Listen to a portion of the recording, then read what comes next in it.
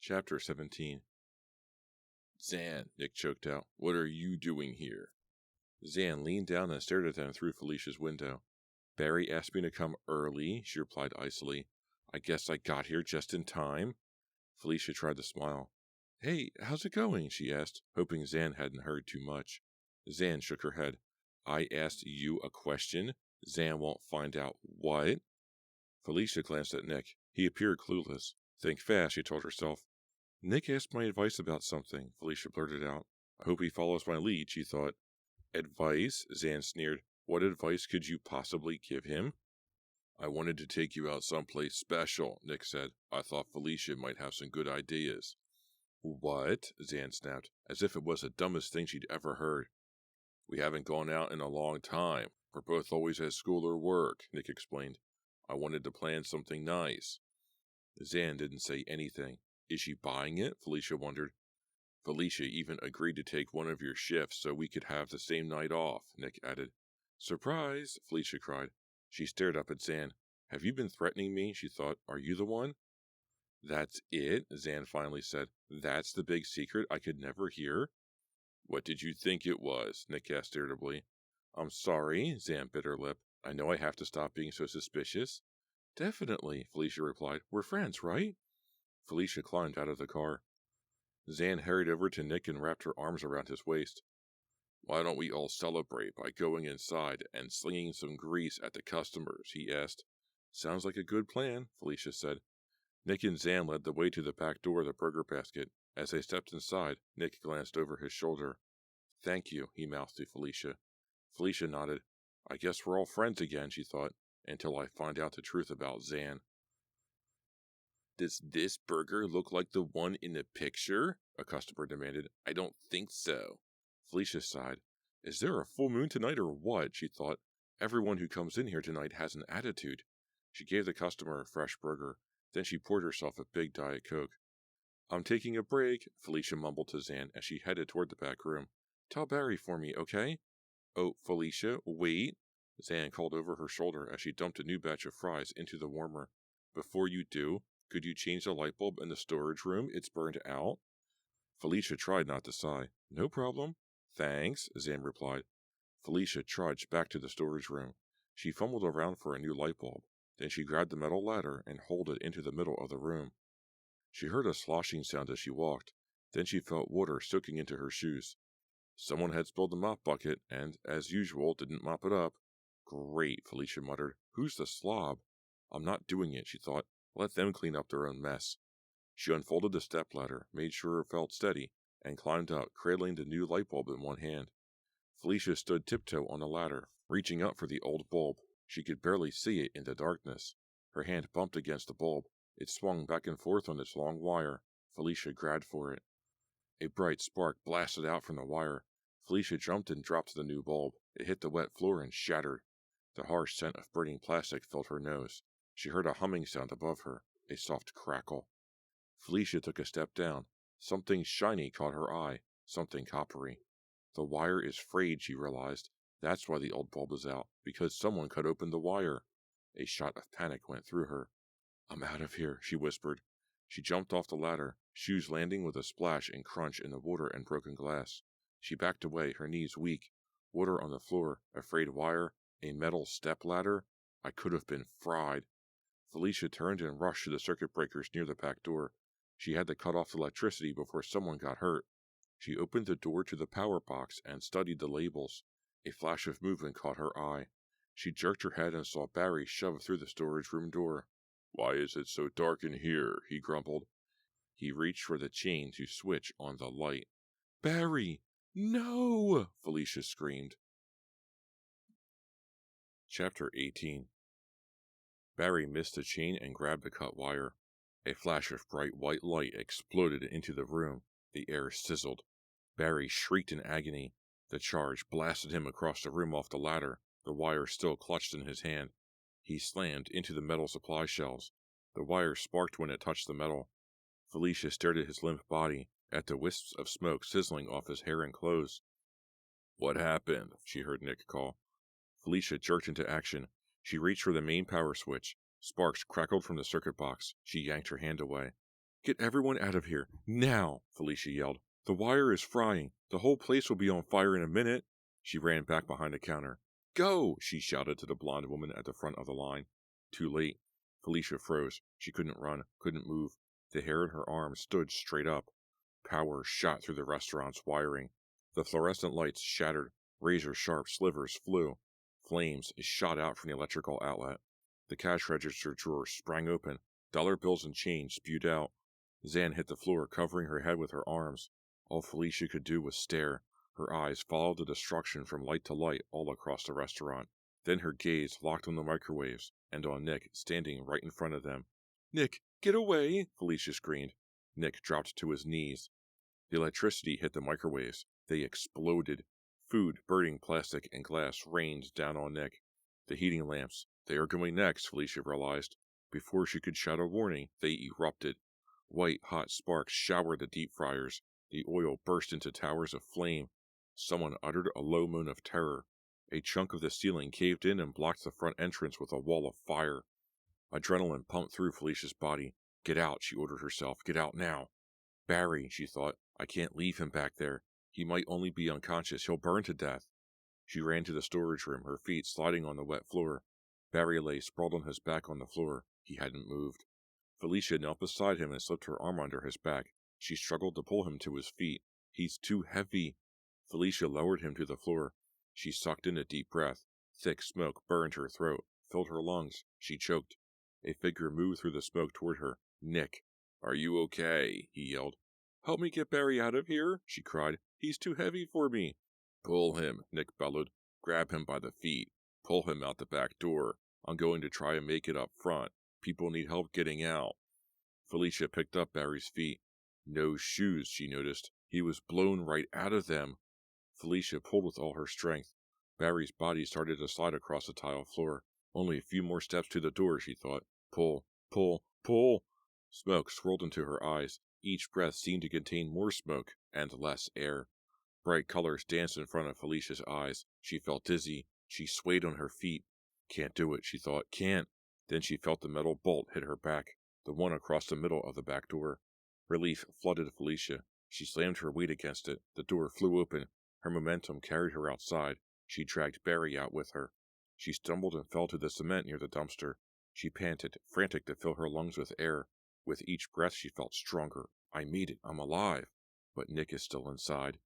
Felicia stared at the wall of flames now blocking the back door, soaring higher with the fresh supply of oxygen from the open door. "I'll never make it back there. It's impossible." Then an idea hit her. "I have to go, Barry," she said grimly, even though she knew he couldn't hear her. "Please don't die." She shoved herself to her feet and sprinted around the front corner of the burger basket. Smoke blocked every window. Flames broke through the ceiling in several places. Felicia knew everyone in that restaurant would live or die depending on her actions. She could not fail. Felicia took a deep breath and ran to the side door that led directly into the dining area. The flesh of her fingers sizzled when she grabbed the handle, but she ignored the pain and plunged inside.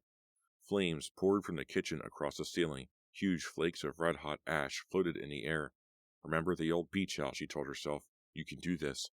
This time, she wanted her power. She wanted it all. Felicia stood perfectly still. Heat seared her skin. Smoke burned her eyes, rushing into her lungs with each breath. She closed her eyes and formed a picture of the fire in her mind. Felicia pushed against this force with all her might, feeling the power rage through her system. And in her mind, the flames began to retreat. The smoke cleared. The air felt cooler. "What's happening?" came a voice from the dining area. "What is she doing?" "Who cares?" another screamed. "Let me out." Felicia opened her eyes. She took a step forward, commanding her power to push the flames back. "Zan! Nick!" Felicia screamed. "Nick, answer me!" A tall man shoved his way past her. "Get out of here. Are you nuts?" She pushed even harder. The flames shuddered and retreated. Felicia reached the front counter. The plastic countertop bubbled. Yellow smoke rose from it. Felicia gagged. "No," she raged. "Don't let go now." She shut her eyes and forced the flames back. Through the smoke she spotted a group of people staggering toward her. She reached deeper into her power and aimed it at them. She willed them forward and pushed the flames back. The fire pushed against her with a raging force. Felicia knew her power couldn't hold it much longer. "Run!" she screamed. "Run, get out of here, go!" Nick and 2 other teenagers stumbled through the smoke. "What about you?" Nick yelled. "Just go!" she ordered. She had so little strength left. "I'm not leaving without you," Nick croaked. He shoved the other kids toward the door. "No, Nick," she pleaded. "You don't understand. You have to go first." She didn't have time to argue. The flames moved in. I can't hold them back. Too strong, too hot. The flames rushed forward. Felicia and Nick threw themselves face down on the floor. She watched in horror as the fire consumed the door the others had gone through. "Our last exit. It's blocked," Nick cried. Anger flooded Felicia. She would not let this happen. "I'm not dying like this," she screamed. Pain ripped through her lungs. The power crackled through her mind. She spotted one of the dining room chairs and threw every ounce of her remaining power at it. It flew into the air and smashed through one of the front windows. "Go!" she barked. Nick shoved himself to his feet and stumbled to the window. He dragged Felicia with him, his hands clamped tightly onto her arm. Felicia felt the power leave her, pouring out of her in a rush. Her legs collapsed. She crumpled to the floor, exhausted, all her energy gone. The flames rose up around her. This is it, she thought helplessly. This is what it feels like to die. Chapter 19. Felicia struggled to open her eyes and saw Nick's face.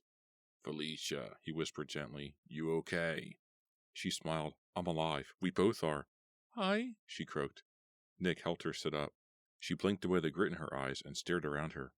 Firefighters sprayed water over the wreckage of the burger basket.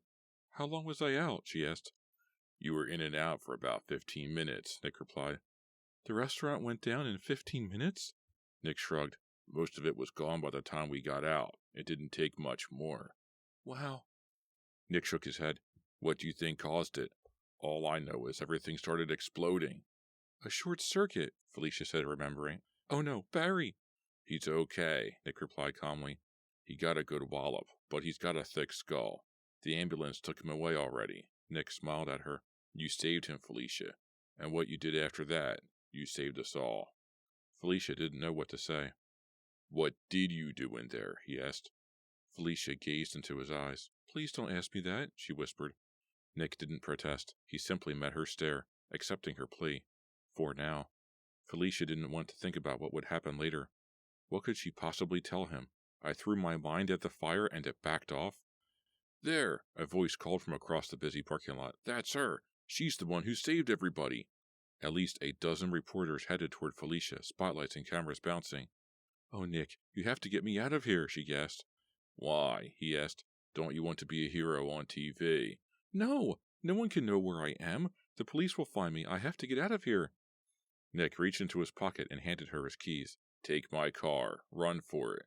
Go back to your place until everything quiets down. Call me later." Felicia grabbed the keys. The plastic Shady Side High keychain was mangled and bent, and still warm. That's how hot the fire was, she thought with a shudder. It melted the plastic in Nick's pocket. "Run," Nick prodded. "I'll try to block them." "Thanks, Nick." "Just go," he urged. Felicia still felt weak and dazed, but she managed to weave her way through the bustling firefighters and into the crowd of onlookers. The reporters reached Nick. "She doesn't want to talk to anyone," Felicia heard him shout. "Who is she?" someone called. "Do you know her? What's her name? Where does she live?" another demanded. Felicia caught another piece of conversation from behind her. "Of course I'm sure," one of the customers insisted. "The flames backed away from her. Don't give me that. I'm telling you exactly what I saw." Oh no, Felicia thought. That guy's telling them everything. If word of what she did to save those people hit the papers, the Ridgely police would know where she was. Felicia walked as fast as she could, but she felt dizzy and exhausted. Nick's car seemed miles away, but at last she reached it. "Why didn't you just die?" a voice demanded. A female voice she barely recognized, full of anger. Felicia turned. Zan, her face covered with soot, her burger basket uniform stained with sweat and grime, her blue eyes burning bright and hateful. "What?" Felicia gasped.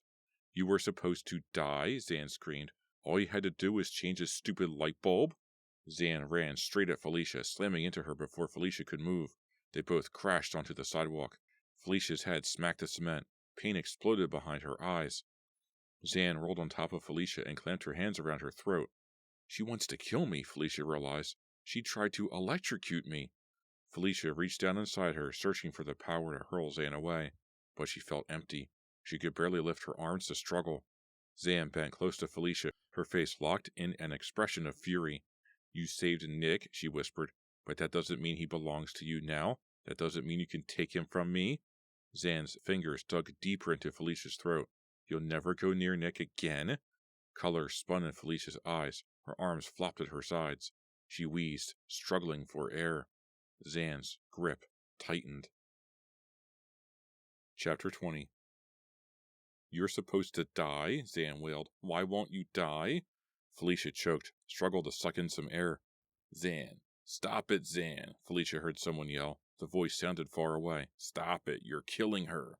The hands lifted from her throat, and Felicia's lungs filled with cool, life-giving air.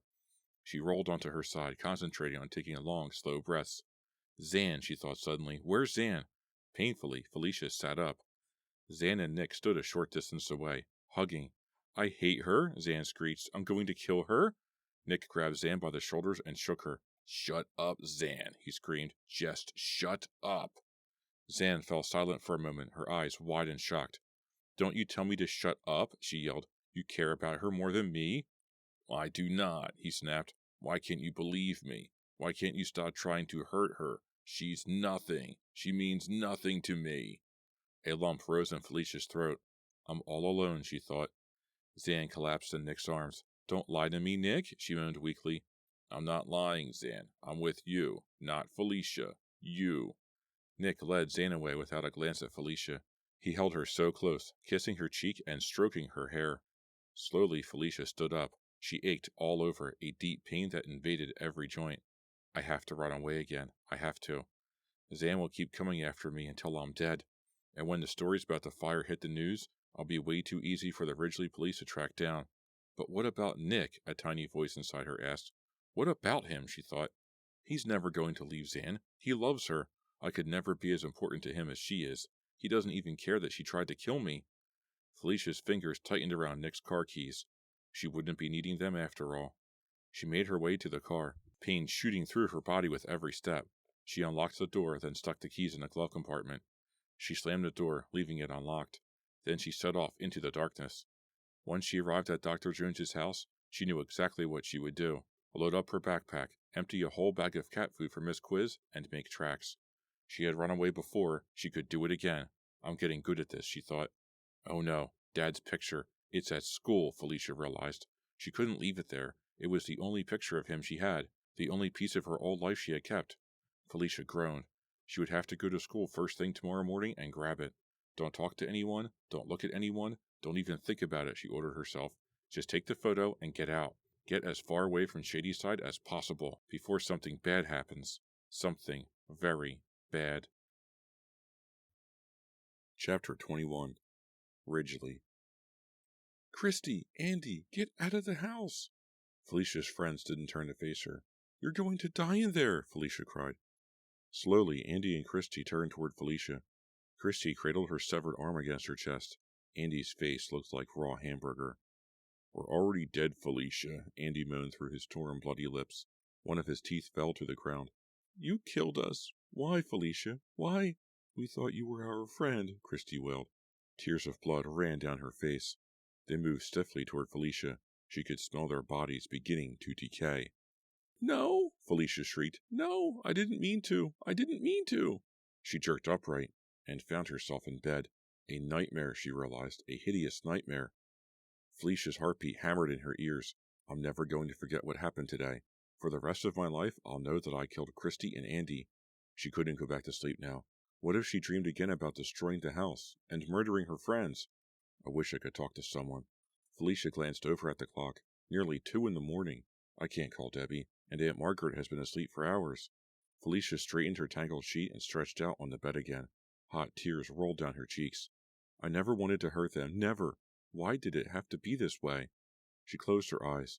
Immediately her mind filled with visions of the house collapsing, nails flying, boards crunching, Christy and Andy screaming. Tap, tap, tap. Felicia's eyes snapped open.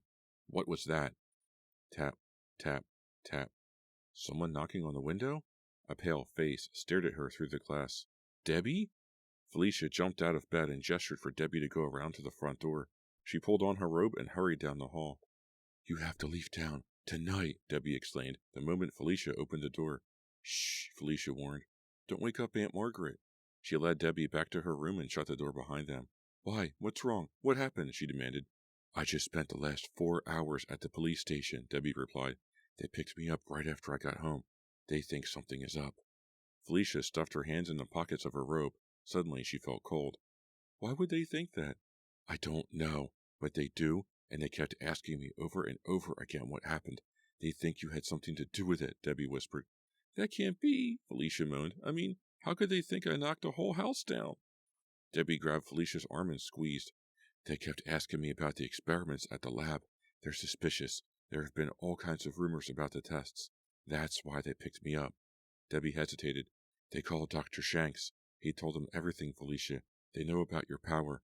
They know your power is strong enough to rip down a house. Oh no, she gasped. What am I going to do, Debbie? Pack a bag and get out of here. It's your only chance. Are you crazy? Felicia protested. Running just makes it worse.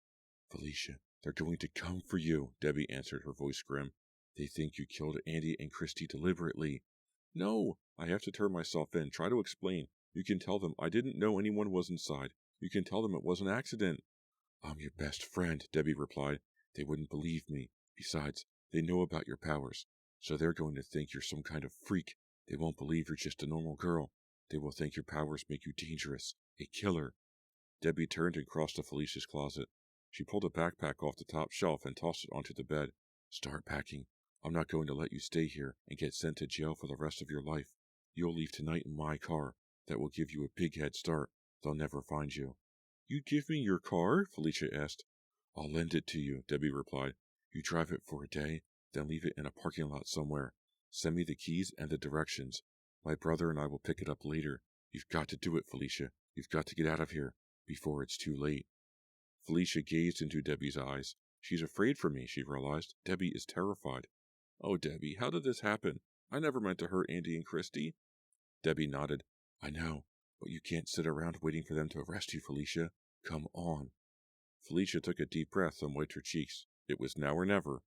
Okay, Deb, let's do it. Debbie grinned and stood. I'll help you pack. In less than 5 minutes, Felicia assembled a basic survival kit. Some clothes, her favorite baseball cap, her portable tape player, and several cassettes and her father's picture. She shrugged on the backpack and paused for one last look at her bedroom.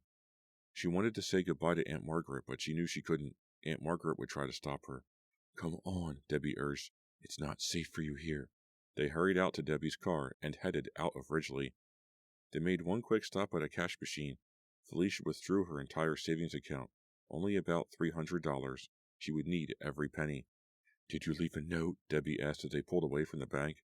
No, Felicia replied. I couldn't bear to. I didn't know what to tell Aunt Margaret. When they reached the town limits, Debbie pulled to the side of the road. The tree-lined street was dark and dead. Debbie put the car in park and climbed out. Slide over, she told Felicia. The car is all yours. For a day, anyway. Felicia awkwardly crawled into the driver's seat. Her hand shook as she gripped the steering wheel. She glanced up at Debbie. You're scared, Debbie whispered.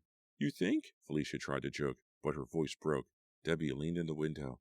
You should be afraid, Felicia. I think you should know. Dr. Shanks told the police you were out of control, a danger to other people. The police want you locked up. Felicia stared at her best friend in horror. So, be afraid, Debbie continued. Make fear your best friend. Maybe it will keep you free. A tear rolled down Felicia's cheek. I don't know where to go, she muttered. I'm not some dangerous monster. I don't know what to do. Debbie reached in and placed her hand on Felicia's shoulder. Don't worry about that right now. You don't have to decide where to go. Just drive as far as you can tonight. You'll figure it out soon enough. Thanks, Felicia whispered. I don't know where I'd be without you, Deb. At home sleeping, probably, Debbie replied. She stared down at her feet, looking miserable. I was the one who dared you to knock down the house, remember? Yeah, Felicia shrugged, but I did it. I'm sorry, Debbie replied softly. I really, truly am sorry. Felicia sniffled. It's okay. Debbie shook her head sadly. I guess we're both going to have to live with what we did, huh? I guess, Felicia replied, trying to sound strong. They stared at each other for a long moment. Finally, Debbie shrugged. Don't make my car too hard to find. I promise. Be careful. Debbie stepped away from the car and began walking toward the opposite side of the road. She turned and waved to Felicia before she disappeared under the shadow of the trees. Felicia waved back and rolled the window up against the cool night air.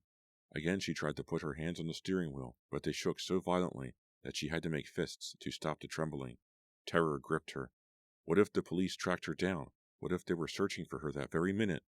But I didn't murder anyone, she thought desperately. I'm not a killer. It was only a horrible accident. It's not fair that I have to run away because of this, she thought. I didn't ask for these powers. Felicia froze. She felt a familiar sensation deep within her body, the same feeling she had that afternoon when the power surged from her mind into the beams of the old beach house. Power. The power that filled her whenever she grew angry or upset. No, she thought frantically. Not now. Not now.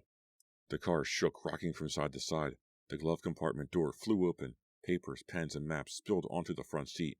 The radio snapped on, the tuner spinning from one end of the dial to the other.